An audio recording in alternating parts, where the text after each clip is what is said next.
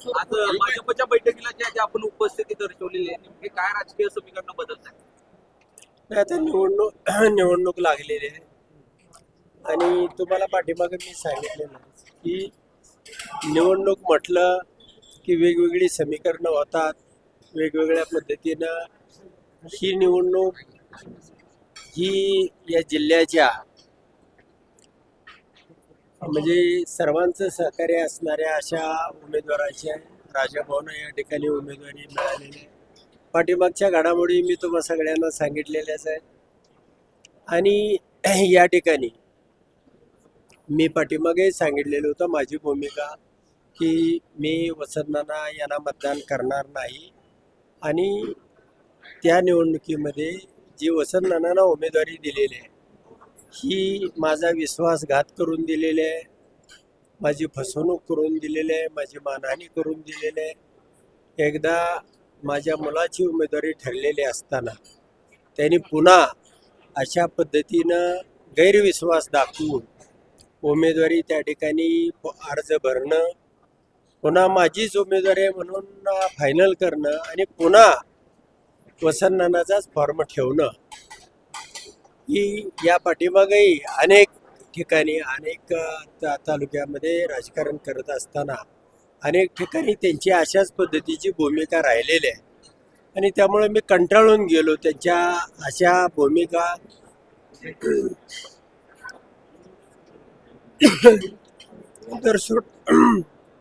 दरसोड करणं, गैरविश्वास दाखवणं आणि सहकार्य म्हटल्यानंतर त्या ठिकाणी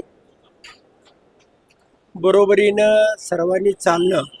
कारण हा जो काळ आहे महाविकास आघाडीचा तो अतिशय अडचणीचा काळ आहे आणि अशा काळामध्ये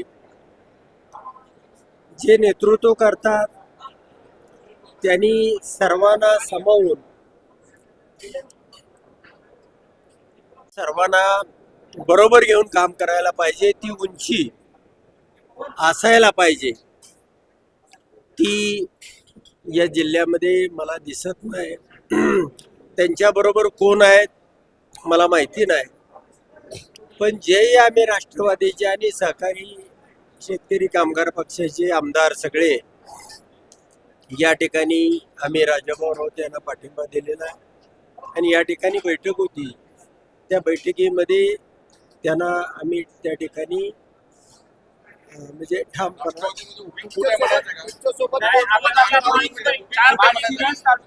उत्तम तालुकर आणि मोहिते पाटील परत संघर्ष पाहायला मिळाला नाही. आता तो त्यांनी सुरू केलाय म्हणायला हरकत नाही, पण त्याची सुरुवात तर झालेली आहे की एखाद्या ह्याच्यामध्ये संकट काळामध्ये मी खासदार करताना तुम्ही सगळ्या मीडियानी जिल्ह्याने राज्यानं माझी भूमिका पाहिलेली आहे आणि अशा पद्धतीची भूमिका घेऊन आम्ही त्या ठिकाणी उतरलेलो असताना त्या निवडणुकीमध्ये पुन्हा मी आमदार होऊ नये म्हणून यांनी वेगवेगळ्या क्लुप्त्या केल्या, वेगवेगळ्या प्रकारचे डावपेच केले, अनेक प्रकारच्या त्या ठिकाणी तुम्हाला या मीडियामध्ये सांगता अगदी देवाभाऊपर्यंत सुद्धा जाऊन आले की यांचा जातीचा दाखला रद्द करा, असं करा तसं करा.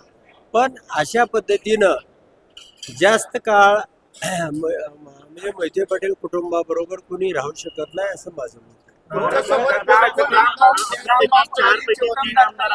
आत्ताच्या बैठकीला होता आपण असं म्हणाला की सोबत घेऊन जाण्याची भूमिका नेत्यांची दिसत नाही. मोहिते पाटील कुटुंबाची अशी ओळख होती की जिल्ह्यातल्या सगळ्या नेत्यांना सोबत घेऊन जाणारं कुटुंब म्हणून, पण आता पुढच्या पिढीने हे सगळं सोडलंय आणि एकाधिकारशाही सगळं आता सुरू असं पक्षात वाटतं नाही. काय त्यांच्या कुटुंबामध्ये निर्णय कोण करतंय हे समजत नाही. निर्णय पुढच्या बाजूला खासदार करतात आणि तो निर्णय फिरवणारी मागे यंत्रणा आहे. हे प्रत्येक वेळेला राजकारण करत असताना प्रत्येक ठिकाणी न्याय द्यावा लागतो. त्या ठिकाणी निवडणुकीमध्ये व्यूहरचना करावी लागते, आघाड्या उघडाव्या लागतात. लढाईमध्ये कुणी कुठं लढायचं, कुणी कशा पद्धतीनं त्याची चढाई करायची, हे सगळं त्या ठिकाणी आपण ठरवलं तर त्या ठिकाणी बॅकबोन पाठीमागं पुन्हा वेगळ्याच घडामोडी होतात आणि प्रत्येक वेळेला ठरवलेला प्लॅन ठरवलेली त्या ठिकाणची व्यूहरचना ही उद्ध्वस्त केली जाते. त्यामुळं कुटुंबामध्ये जे निर्णय त्यांच्या एकत्रितपणाचा आहे त्याचा अभाव झालेला आहे. कुटुंबामध्ये अनेक केंद्रे आहेत निर्णय करण्याची, त्यामुळं निर्णय होत नाही आणि केलेला निर्णय हा पुन्हा बदलला जातो. अशा पद्धतीची सारखी वारंवार जानकर साहेब, तुमच्यासोबत कुठले कुठले आमदार जे आहेत ते बैठकीला उपस्थित होते, काय सांगा? नाही, जिल्ह्यातले सगळेच राष्ट्रवादीचे आमदार होते, बाबासाहेब देशमुख होते, आम्ही सगळेच होतो. आणि चार आमदारांपैकी 3 आमदार तर होते तर राष्ट्रवादीचे तुमच्यावर हा. उभी फूट खरे साहेब आता बघूया पुढं काय त्यांची चर्चा झाली असेल. आपण महेश कराडची भूमिका घेतली होती, पण आता पुढे महायुतीच्या उमेदवाराला मतदान करण्याचं आव्हान. हा नक्कीच त्याला ते आता आमची भूमिका ही या माहितीच्या उमेदवाराला मतदान आणि विशेषतः राजाभाऊ राऊत हे माझे मित्र आहेत, त्यांना मदत करण्याची भूमिका माझी. साहेबचे निरवंत आहे पण तुमच्याच मुलाने त्यांच्या विरोधात उमेदवारी अर्ज भरला होता आणि तो परत माघार घेतला. नाही, म्हणून मी आतापर्यंत जे सांगितलं ते अशा पद्धतीनं उमेदवारी माझ्या मुलाची ठरवणं, पुन्हा त्यामध्ये बिघडवणं, गैरविश्वास दाखवणं, अविश्वास दाखवणं या सगळ्या घडामोडीचा परिणाम हा राजाभाऊ राऊत यांच्या उमेदवारीला पाठिंबा हा आहे. जानकर साहेब